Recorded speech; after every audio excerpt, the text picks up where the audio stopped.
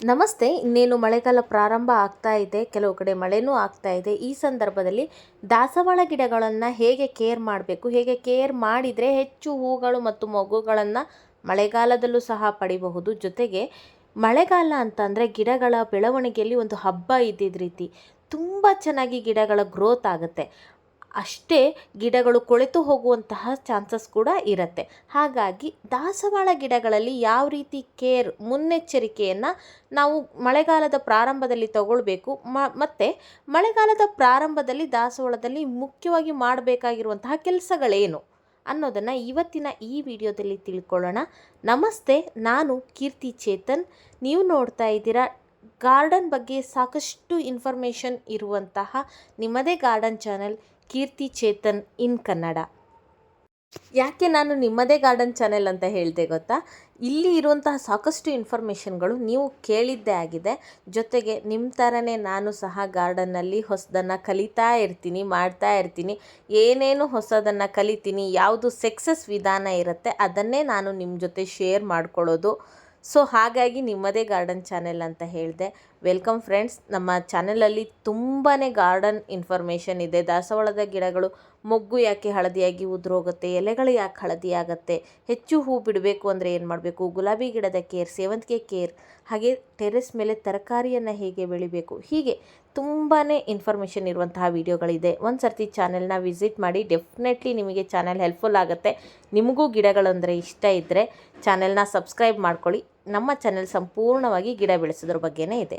Okay, ಮೊದಲನೇದು ಮಳೆಗಾಲದ ಪ್ರಾರಂಭದಲ್ಲಿ ಮೊದಲು ಮಾಡಬೇಕಾಗಿರುವಂಥದ್ದು ಗಿಡದ ಬುಡದ ಸ್ವಚ್ಛತೆ. ಗಿಡದ ಬುಡದಲ್ಲಿ ಬಿದ್ದಿರುವಂತಹ ಬೇಡದ ಎಲೆಗಳನ್ನು, ಕಸಗಳನ್ನು ತೆಗೆದುಬಿಡಿ. ಯಾಕಂದರೆ ರೆಗ್ಯುಲರಾಗಿ ಪದೇ ಪದೇ ಮಳೆ ಬರ್ತಾ ಇದ್ದು ನೀರು ಬೀಳ್ತಾ ಇದ್ದಾಗ ಅದು ಕೊಳೆತು ಫಂಗಲ್ ಇನ್ಫೆಕ್ಷನ್ ಆಗುವಂತಹ ಚಾನ್ಸಸ್ ಇರುತ್ತೆ. ಜೊತೆಗೆ ದಾಸವಾಳ ಗಿಡಗಳಿಗೆ ತುಂಬ ಬೇಗ ಫಂಗಲ್ ಇನ್ಫೆಕ್ಷನ್ ಆಗೋದು. ಹಾಗಾಗಿ ಗಿಡದ ಬುಡದಲ್ಲಿ ಕ್ಲೀನಾಗಿಟ್ಟಿರಿ. ಸಿನಮನ್ ಪೌಡರ್ನ, ಅಂದರೆ ಈ ಚಕ್ಕೆ ಪೌಡರ್ನ ಗಿಡದ ಬುಡಕ್ಕೆ ಉದುರಿಸೋದ್ರಿಂದ ಬೇರು ಕೊಳೆಯೋದಿಲ್ಲ. ಜೊತೆಗೆ ಇರುವೆಗಳ ಕಾಟ ಸಹ ಕಡಿಮೆ ಆಗುತ್ತೆ. ಹಾಗೆ ಮಣ್ಣಿನಲ್ಲಿ ಬೇರುಗಳ ಬೆಳವಣಿಗೆ ಚೆನ್ನಾಗಾಗುವಂತೆ ಇದು ಪ್ರೋತ್ಸಾಹ ನೀಡುತ್ತೆ.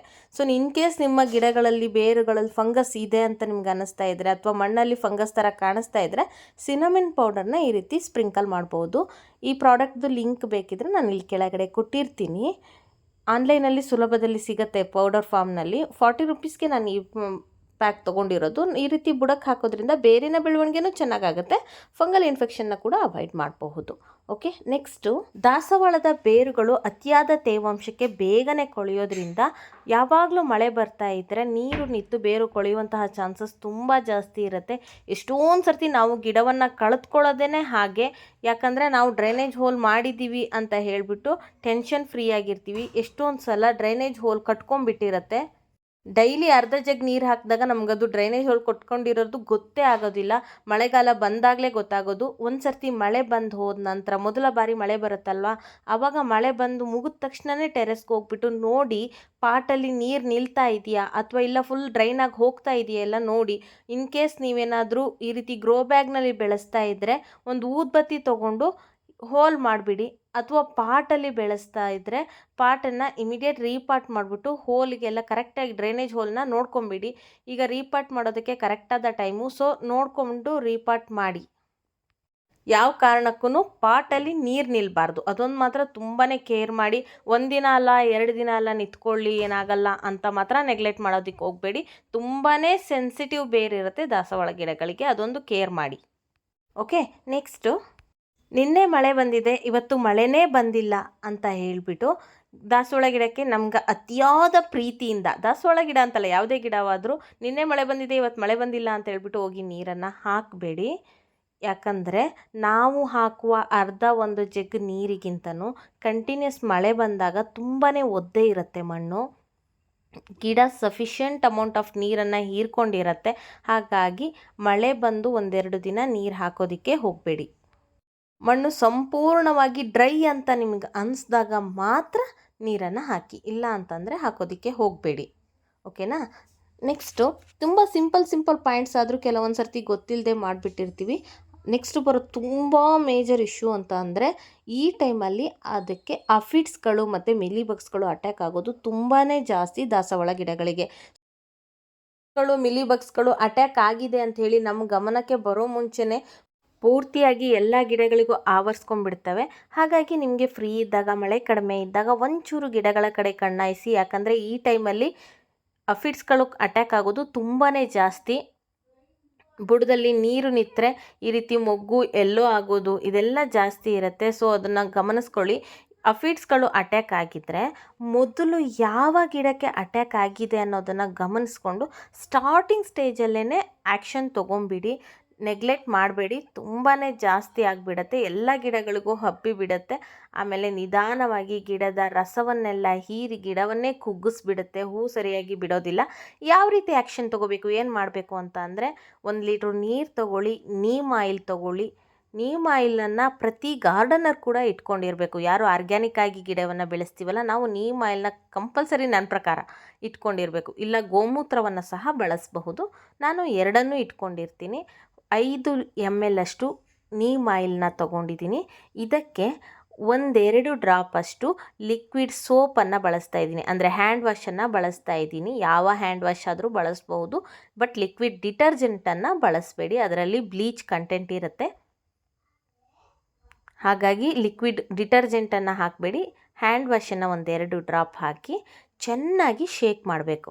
ಹೀಗೆ ಮಾಡೋದ್ರಿಂದ ನೀಮ್ ಆಯಿಲು ನೀರಿನ ಜೊತೆ ಚೆನ್ನಾಗಿ ಬೆರೆತ್ಕೊಳ್ಳುತ್ತೆ. ಯಾಕೆ ನಾವು ಸೋಪನ್ನು ಹಾಕ್ತೀವಿ ಅಂತ ಅಂದರೆ, ಅಲ್ಲಿ ಹ್ಯಾಂಡ್ ವಾಶನ್ನು ಹಾಕಿರೋದು, ಅದು ನೀಮ್ ಆಯಿಲ್ ಚೆನ್ನಾಗಿ ನೀರಿನ ಜೊತೆ ಬೆರೀಬೇಕು. ಅದಕ್ಕೋಸ್ಕರ ಈ ರೀತಿ ಮಿಕ್ಸ್ ಮಾಡಿಕೊಂಡು ಸ್ಪ್ರೇ ಬಾಟಲ್ ಥ್ರೂ ಗಿಡಗಳಿಗೆ ಚೆನ್ನಾಗಿ ಸ್ಪ್ರೇ ಮಾಡಿ. ಸ್ಪ್ರೇ ಬಾಟಲ್ದು ಲಿಂಕನ್ನು ಕೆಳಗೆ ಕೊಟ್ಟಿರ್ತೀನಿ, ಬೇಕಾದವರು ತರಿಸ್ಕೊಳ್ಬಹುದು. ನೋಡಿ, ಈ ರೀತಿ ಹಿಡ್ಕೊಳ್ಳಿ, ಕೈಯಲ್ಲಿ ಹಿಡ್ಕೊಂಡು ಸ್ಪ್ರೇ ಮಾಡಿ. ಎಲೆಗೂ ಕೂಡ ಸ್ಪ್ರೇ ಮಾಡಿ. ಎಲೆಯ ಹಿಂದೆ ಮುಂದೆ ಎಲ್ಲ ಸ್ಪ್ರೇ ಮಾಡಿ. ಯಾಕಂದರೆ ಬಿಳಿ ಬಣ್ಣದ ಮಿಲಿ ಬಗ್ಸ್ಗಳು ಎಲೆಯ ಹಿಂಭಾಗದಲ್ಲಿ ತುಂಬ ಜಾಸ್ತಿ ಇರುತ್ತೆ. ಹಾಗಾಗಿ ಎಲೆಯ ಹಿಂಭಾಗ ಎಲ್ಲ ನೀಟಾಗಿ ಸ್ಪ್ರೇ ಮಾಡಿ. ಈ ರೀತಿ ಸ್ಪ್ರೇ ಮಾಡಿ 2 ಡೇಸ್ ಬಿಡಿ. ಆಗ್ಲೂ ಕಂಟ್ರೋಲ್ ಬರಲಿಲ್ಲ ಅಂತ ಅಂದರೆ ಮತ್ತೆ ಒಂದು ಸರ್ತಿ ಸ್ಪ್ರೇ ಮಾಡಿ. ಹೀಗೆ ಮಾಡೋದ್ರಿಂದ ಗಾರ್ಡನ್ ಫುಲ್ ಸ್ಪ್ರೆಡ್ ಆಗೋದನ್ನು ತಡಿಬಹುದು. ನಾನು ಅಬ್ಸರ್ವ್ ಮಾಡಿರೋ ಹಾಗೆ ಬೇರೆ ಕಲರ್ನ ದಾಸವಾಳ ಗಿಡಗಳಿಗಿಂತ ಈ ರೆಡ್ ಕಲರ್ನ ದಾಸವಾಳ ಗಿಡಗಳಿಗೆ ಮಿಲಿ ಬಗ್ಸ್ ಅಟ್ಯಾಕ್ ಆಗೋದು ತುಂಬಾ ಜಾಸ್ತಿ. ಗಿಡಗಳಲ್ಲಿ ಎಲ್ಲಾದರೂ ಯೆಲ್ಲೋ ಕಲರ್ ಎಲೆ ಆಗ್ತಾಯಿದ್ರೆ ಅದನ್ನು ರಿಮೂವ್ ಮಾಡಿ.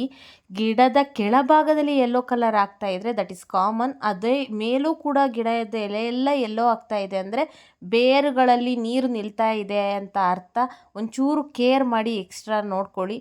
ಜೊತೆಗೆ ನಿಮ್ಮ ದಾಸವಾಳ ಗಿಡಗಳಲ್ಲಿ ಇವಾಗ ಹೂ ಆಗ್ತಾ ಇಲ್ಲ ಅಂದರೆ ಪ್ರೂನಿಂಗಿಗೆ ರೈಟ್ ಟೈಮ್. ಪ್ರೂನ್ ಮಾಡಿಬಿಡಿ. ಹೊಸ ಚಿಗುರು ಬಂದು ಗಿಡದ ತುಂಬ ಮೊಗ್ಗುಗಳಾಗುತ್ತೆ. ನನ್ನ ಗಿಡದಲ್ಲಿ ತುಂಬಾ ಮೊಗ್ಗುಗಳಿರೋದ್ರಿಂದ ನಾನು ಅವಕ್ಕೇನು ತೊಂದರೆ ಕೊಡೋದಿಲ್ಲ, ಪ್ರೂನಿಂಗ್ ಏನು ಮಾಡೋದಿಲ್ಲ. ಏನು ಬೇಡದ ಕಡ್ಡಿಗಳು, ಹೂ ಬಿಟ್ಟು ಒಣಗೋಗಿರೋವಂಥದ್ದು, ಅದನ್ನೆಲ್ಲ ಪ್ರೂನ್ ಮಾಡಿ ತೆಗಿತಾ ಇರ್ತೀನಿ. ಹೀಗೆ ಮಾಡೋದ್ರಿಂದ ಅನ್ನೆಸೆಸರಿಯಾಗಿ ಆ ಕಡ್ಡಿಗಳಿಗೆ, ಆ ಒಣಗಿರುವಂತಹ ಕೊಂಬೆಗಳಿಗೂ ಕೂಡ ನ್ಯೂಟ್ರಿಷನ್ ಪೋಷಕಾಂಶಗಳು ಸಪ್ಲೈ ಆಗೋದನ್ನು ತಪ್ಪಿಸಬಹುದು. ಮತ್ತೊಂದು ಮುಖ್ಯವಾದ ಅಂಶ ಮಳೆಗಾಲದಲ್ಲಿ ನಾವು ಕೇರ್ ಮಾಡಬೇಕಾಗಿರುವಂಥದ್ದು, ಮಳೆಗಾಲದ ನೀರಿಗೇ ಗಿಡಗಳು ತುಂಬ ಹುಲುಸಾಗಿ ಬೆಳೆಯೋದ್ರಿಂದ ಯಾವುದೇ ರೀತಿಯ ಲಿಕ್ವಿಡ್ ಫರ್ಟಿಲೈಸರ್ಗಳನ್ನು ಕೊಡೋದಕ್ಕೆ ಹೋಗಬೇಡಿ. ಇವಾಗ ಸ್ವಲ್ಪ ಲಿಕ್ವಿಡ್ ಫರ್ಟಿಲೈಸರ್ಗಳನ್ನು ಕೊಡೋದನ್ನು ಕಡಿಮೆ ಮಾಡಿ. ಜೊತೆಗೆ ಸಾಲಿಡ್ ಕಾಂಪೋಸ್ಟನ್ನು ಕೊಡಿ. ಇದು ಗಿಡದ ಗ್ರೋತ್ ಹೆಚ್ಚಿಸೋದ್ರ ಜೊತೆಗೆ ಹೆಚ್ಚು ಹೂ ಮತ್ತು ಮೊಗ್ಗುಗಳನ್ನು ಬಿಡೋದಕ್ಕೆ ಪ್ರಚೋದನೆ ಕೊಡುತ್ತೆ. ಸಾಮಾನ್ಯವಾಗಿ ನಾನು ಬಳಸೋದು ವರ್ಮಿ ಕಂಪೋಸ್ಟು. ಒಂದು ಕಿಚನ್ ವೇಸ್ಟ್ ಕಾಂಪೋಸ್ಟು ಮನೇಲಿ ತಯಾರಿಸಿರೋದು, ಅದು ಇಲ್ಲ ಅಂದರೆ ವರ್ಮಿ ಕಂಪೋಸ್ಟು. ಮನೆಯಲ್ಲೇ ವರ್ಮಿ ಕಂಪೋಸ್ಟನ್ನು ಕೂಡ ರೆಡಿ ಮಾಡ್ಕೊಳ್ತೀನಿ. ವರ್ಮಿ ಕಂಪೋಸ್ಟು ಕಡಿಮೆ ಇದ್ದಾಗ ಆನ್ಲೈನಲ್ಲಿ ಕೂಡ ತರಿಸ್ಕೊಳ್ತೀನಿ. ಅದರ ಲಿಂಕನ್ನು ಕೂಡ ಕೊಟ್ಟಿರ್ತೀನಿ. ಆದರೆ ಮುಂಚೆ ಎಲ್ಲ ನಾವು ಒಂದು ಮುಷ್ಟಿಯಷ್ಟು ವರ್ಮಿ ಕಂಪೋಸ್ಟ್ ಹಾಕ್ತಾಯಿದ್ವಿ ಅಲ್ವಾ, ಈಗ ಅಷ್ಟು ಹಾಕಬಾರ್ದು. ಜಸ್ಟ್ 1 ಸ್ಪೂನ್ 1.5 ಸ್ಪೂನ್ ಅಷ್ಟೇ. ಯಾಕಂದರೆ ಮಳೆ ಬಂದು ಆ ಪೋಷಕಾಂಶಗಳು ತೊಳೆದು ಹೋಗ್ತಾ ಇರುತ್ತಲ್ವಾ, ಹಾಗಾಗಿ ಒಂದೇ ಸರ್ತಿ ಒಂದು ಮುಷ್ಟಿಯಷ್ಟು ಗೊಬ್ಬರವನ್ನು ಕೊಡಬೇಡಿ. ಒಂದೊಂದು ಸ್ಪೂನಷ್ಟು ಪ್ರತಿ 10ರಿಂದ 15 ದಿನಕ್ಕೊಂದು ಸರ್ತಿ ಕೊಡಿ. ಆವಾಗ ಕಂಟಿನ್ಯೂಯಸ್ ನ್ಯೂಟ್ರಿಷನ್ ಸಪ್ಲೈ ಆಗ್ತಾ ಇರುತ್ತೆ. ಜೊತೆಗೆ ಮಳೆಗಾಲ ಆಗಿರೋದ್ರಿಂದ ಅತಿಯಾದ ಗೊಬ್ಬರದ ಅವಶ್ಯಕತೆ ಇರೋದಿಲ್ಲ. ಆದಷ್ಟು ಮಿನಿಮಮ್ ಕೇರ್ ಮಾಡಿದರೆ ಸಾಕು. ಗಿಡಗಳು ತುಂಬ ಹೊಲಸಾಗಿ ಬೆಳ್ಕೊಳ್ಳುತ್ತೆ. ಹೆಚ್ಚು ಮೊಗ್ಗು ಬಿಡಬೇಕಲ್ವಾ, ಅದಕ್ಕೆ ಸ್ವಲ್ಪ ಪ್ರಚೋದನೆ ಕೊಡೋದಕ್ಕೆ ಗೊಬ್ಬರವನ್ನು ಕೊಡೋದು. ಟೆರೆಸ್ ಮೇಲೆ ಗಿಡವನ್ನು ಬೆಳೆಸೋರಿಗೆ ಒಂದು ಅಡಿಷ್ನಲ್ ಸಲಹೆ ಏನು ಅಂತಂದರೆ, ಗಿಡದಲ್ಲಿ ಒಂದು ಸರ್ತಿ ಹೂ ಬಿಟ್ಟಿರತ್ತಲ್ವ, ಅದನ್ನು ನೀವು ಹಾರ್ವೆಸ್ಟ್ ಮಾಡ್ಕೊಳ್ಳಿಲ್ಲ ಅಂದರೆ ಕುಯ್ಲಿಲ್ಲ ಆ ಹೂವನ್ನ ಅಂತಂದರೆ ಮಾರನೇ ದಿನ ಆ ಹೂವು ಬಾಡೋಗ್ಬಿಟ್ಟಿರತ್ತೆ ಅಲ್ವಾ. ಬಾಡಿದ ನಂತರ ನೀವು ನೀರು ಹಾಕೋದಿಕ್ಕೋ ಅಥವಾ ಗಿಡವನ್ನು ನೋಡೋದಿಕ್ಕೋ ಹೋಗ್ತಿರಲ್ಲ, ಆವಾಗ ಅದನ್ನು ರಿಮೂವ್ ಮಾಡಿಬಿಡಿ. ಯಾಕಂದರೆ ನೀವು ರಿಮೂವ್ ಮಾಡಲಿಲ್ಲ ಅಂದರೆ ಅದು ಗಿಡದಿಂದ ಬಿದ್ದು ಹೋಗುವಲ್ಲಿ ತನಕನೂ ಕೂಡ ನೀವು ಕೊಟ್ಟಿರುವ ಗೊಬ್ಬರದ ಅಂಶ ಅದಕ್ಕೆ ಸಪ್ಲೈ ಆಗ್ತಾ ಇರತ್ತೆ. ಹಾಗಾಗಿ ಅದನ್ನು ರಿಮೂವ್ ಮಾಡಿಬಿಡಿ. ಅನ್ನೆಸೆಸರಿಯಾಗಿ ಆ ಗೊಬ್ಬರದ ಅಂಶ ಅಲ್ಲಿಯ ತನಕ ಸಪ್ಲೈ ಆಗೋದನ್ನು ನಿಲ್ಲಿಸೋದಕ್ಕೋಸ್ಕರ ನಾನು ನನ್ನ ಟೆರೆಸ್ನಲ್ಲಿ ಈ ರೀತಿಯಾಗಿ ನನ್ನ ಗಿಡಗಳಿಗೆ ಕೇರ್ ಮಾಡ್ತೀನಿ. ಅದನ್ನೇ ನಾನು ನಿಮಗೆ ತೋರಿಸಿದ್ದೀನಿ.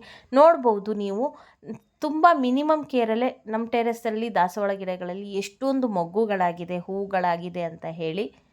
ಒಂದು ಸರ್ತಿ ಚಾನೆಲ್ನ ವಿಸಿಟ್ ಮಾಡಿ ನೋಡಿ. ನಿಮಗೆ ದಾಸವಾಳ ಗಿಡಗಳ ಬಗ್ಗೆನೇ ಒಂದು ಪ್ಲೇಲಿಸ್ಟ್ ಮಾಡಿದ್ದೀನಿ. ತುಂಬಾ ಅದರಲ್ಲಿ ದಾಸವಾಳ ಗಿಡಗಳಿಗೆ ಬರುವಂತಹ ತೊಂದರೆಗಳು ಮತ್ತು ಅದಕ್ಕೆ ಸೊಲ್ಯೂಷನ್ನು, ಹೆಚ್ಚು ಹೂ ಬಿಡಬೇಕಂದ್ರೆ ಹೇಗೆ ಮಾಡಬೇಕು ಈ ಬಗ್ಗೆ ತಿಳಿಸಿದ್ದೀನಿ. ನೆಕ್ಸ್ಟು ಗುಲಾಬಿ ಗಿಡಗಳ ಬಗ್ಗೆ ತುಂಬ ಇನ್ಫಾರ್ಮೇಷನ್ ಇದೆ. ಕಟ್ಟಿಂಗ್ಸಿಂದ ಹೇಗೆ ಗ್ರೋ ಮಾಡಬೇಕು ಅನ್ನೋದು. ಈ ಟೈಮಲ್ಲಿ ಗುಲಾಬಿ ಗಿಡವನ್ನು ಕಟ್ಟಿಂಗ್ಸಿಂದ ಗ್ರೋ ಮಾಡೋದು ತುಂಬಾ ಇಂಪಾರ್ಟೆಂಟ್ ಇರುತ್ತೆ. ಯಾಕಂದರೆ ಫ್ರೆಂಡ್ಸು ಫ್ಯಾಮಿಲಿಗೆ ಹೋದಾಗೆಲ್ಲ ಕಟ್ಟಿಂಗ್ಸನ್ನು ತೊಗೊಬಂದಿರ್ತೀವಿ. ಸೊ ಕಟ್ಟಿಂಗ್ಸಿಂದ ಹೇಗೆ ಗ್ರೋ ಮಾಡಬೇಕು ಅನ್ನೋದನ್ನು ಸಹ ತಿಳಿಸಿದ್ದೀನಿ. ಈ ಎಲ್ಲ ವಿಡಿಯೋಗಳು ಇನ್ನೂ ತುಂಬಾ ಇನ್ಫಾರ್ಮೇಷನ್ ಇರುವಂತಹ ವಿಡಿಯೋಗಳು ನಮ್ಮ ಚಾನೆಲ್ನಲ್ಲಿದೆ. ಒಂದು ಸರ್ತಿ ಚಾನೆಲ್ನ ವಿಸಿಟ್ ಮಾಡಿ ಏನೇನು ವಿಡಿಯೋ ಇದೆ ಅಂತ ಚೆಕ್ ಮಾಡಿ. ನಿಮ್ಮ ಎಷ್ಟೋ ಗಾರ್ಡನ್ ಸಮಸ್ಯೆಗಳಿಗೆ ನಾವು ಆಲ್ರೆಡಿ ವಿಡಿಯೋ ಮಾಡಿ ಅಪ್ಲೋಡ್ ಮಾಡಿರ್ತೀವಿ. ಸೊ ನೀವು ಅದನ್ನು ನೋಡೋದ್ರಿಂದ ನಿಮಗೆ ಇನ್ಫಾರ್ಮೇಷನ್ ಸಿಗತ್ತೆ. ಥ್ಯಾಂಕ್ ಯು ಸೋ ಮಚ್ ಈ ವಿಡಿಯೋನ ನೋಡಿದ್ದಕ್ಕೆ. ಮುಂದೆ ಮತ್ತೊಂದು ಒಳ್ಳೆಯ ಇನ್ಫಾರ್ಮೇಷನ್ ಇರುವಂತಹ ವಿಡಿಯೋ ಜೊತೆ ಮತ್ತೆ ಸಿಗ್ತೀನಿ. ಅಲ್ಲಿಯವರೆಗೂ take care, bye. Happy gardening.